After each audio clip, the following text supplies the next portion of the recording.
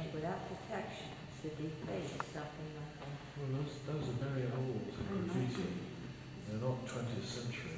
Probably some Protestant came in during the Reformation. I saw photographs of fire swipes. Fake fire swipes Had graffiti in it. Is this the lion representing God or the resurrection? No, it is the resurrection. Oh, the lion and the lamb. I didn't see You've got another guy over here. Probably a Syrian is the same. He's got his foot on the Syrian. No, he doesn't have legs crossed on him. Yeah, it's written to say we are unable to read. Because we've not written about this to chapters. Or June 21. Okay.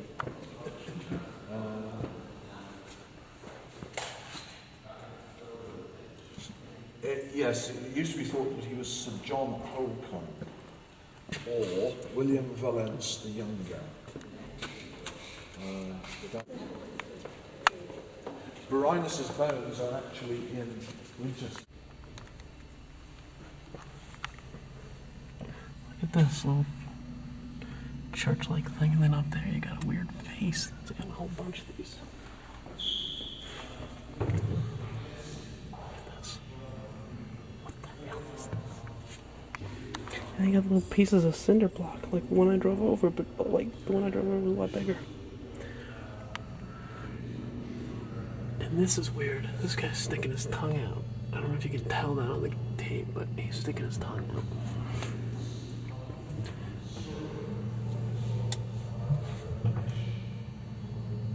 Oh man, this is creepy. This guy looks like a knight of some sort up here.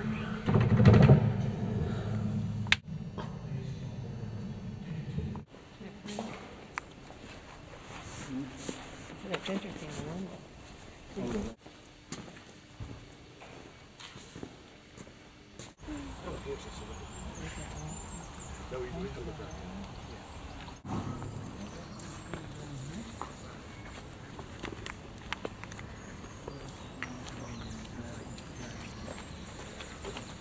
Could be anything down here.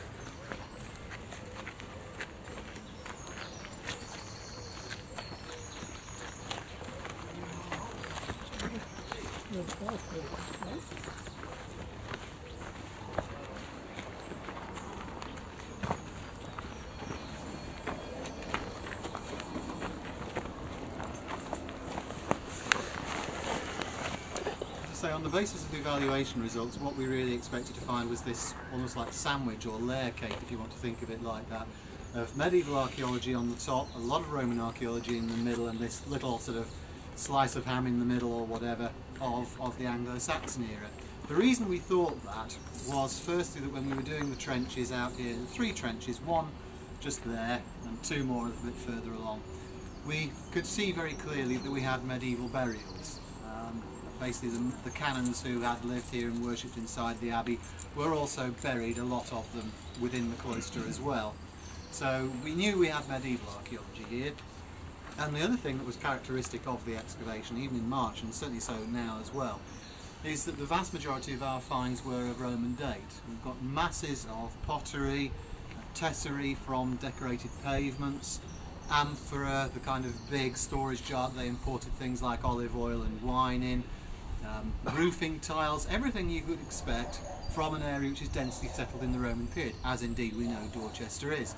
So given that we had all that material, we were pretty confident, I think it's fair to say, that underneath our Roman and with a little bit of Saxon in between, we would actually have significant Roman archaeology of some sort, and probably on the basis of what we were finding, buildings, a succession of buildings, one on top of the other. Well, we did get buildings, succession of them one on top of the other for sure, but not Roman ones, as I'll come on to in a moment. But if I start sort of latest in time and work backwards, as it were, I said the cloister that used to be here disappeared after the dissolution of the monasteries. There were basically 2 things, realistically 2 things, which would happen to an abbey after the dissolution of the monasteries. one part or other of the buildings would be destroyed, in essence, and that part would either be the church itself or the cloister. Now, one or other of those would very often carry on in use. If it was the church, as here, it would basically be because the local people wanted to carry on using the church for their parish church, because they'd already been using it in that way during the lifetime of the abbey, and that's the case here at Dorchester.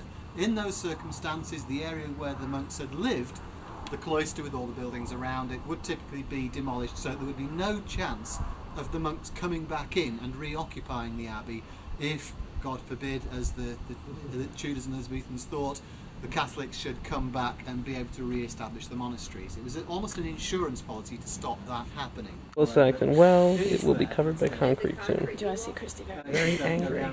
Why are you angry, Kristy? So they're left sort of sitting on in the engineering. Can they hear terms, that? nothing. I don't think So so. they just wanted to put some concrete don't against like that. people in our class. Because they the always foundation, ask sort of stupid protect the soil questions, underneath and make sure it doesn't which wash makes us away. stay in annoying places even longer. Yeah, so a bit alarming. Some sort of tattered, torn old parchment. And they had 4 children, 2 of whom died. This This is painting, of Martha course, is Washington. not right, because when they were married, those children were quite small, not the size that they put on that painting. However, that's beside the point. Anyway, George Washington saw this very attractive, very rich young widow, and he thought, right, she's for me. Smart. And This is so good.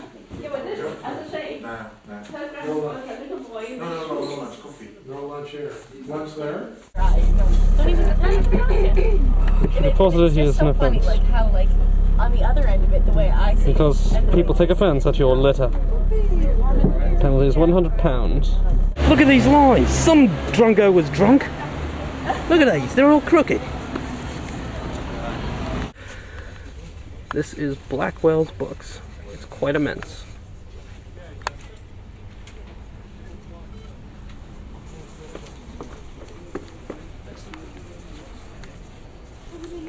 Yes. And there's some business books. Yes, yes. If you look very clearly, we are underground. That's kind of nifty. What is he doing?